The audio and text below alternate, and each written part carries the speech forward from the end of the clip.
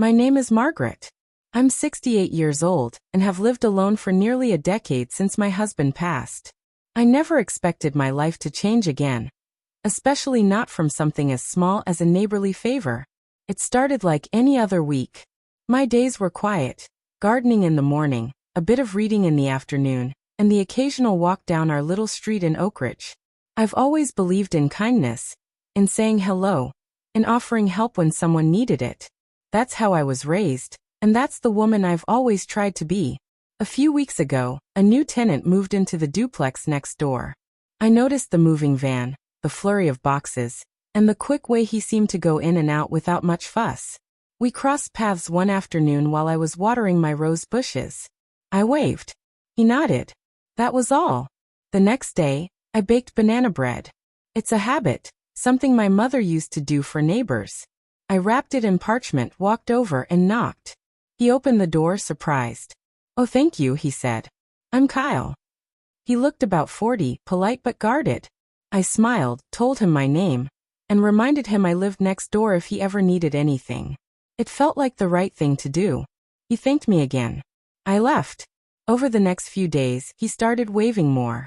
Once, he brought my garbage bin up the driveway without being asked.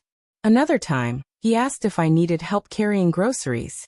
I appreciated the gestures and we had short conversations now and then, mostly about books, the weather, nothing too personal. Then one day it shifted. I had just finished watering my plants when he approached the fence. "I've been meaning to ask, would you like to come over for coffee sometime?" he said. I was surprised, but not uncomfortable. I thought he just wanted to chat. Maybe he was lonely. I knew that feeling well. So I agreed. The following morning, I walked over.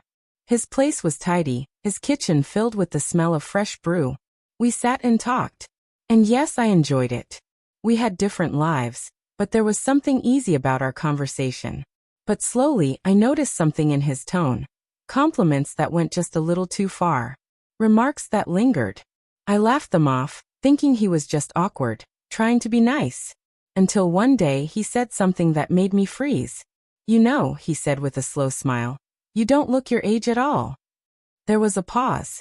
"I mean, you've still got this glow. Like someone half your age." It wasn't what he said, it was how he said it. His eyes didn't match the words. I realized then that I had mistaken friendliness for harmlessness. I stood up. "Thank you for the coffee, Kyle," I said. "But I think I should go." He seemed confused, maybe a little embarrassed. Did I say something wrong? I didn't answer. I just smiled politely and left. Back in my own home, I sat down, heart racing. Not from fear, but from the weight of realization. I had let my loneliness blur boundaries. I had been so eager for conversation, for connection, that I ignored the signs. The next day he didn't wave. He looked away. It's been quiet since. I learned something important that week. Kindness is powerful, but it should never come at the cost of intuition. I am still kind, still open, but now I'm wiser. I no longer feel guilty about walking away when something doesn't feel right. And that's growth, even at 68.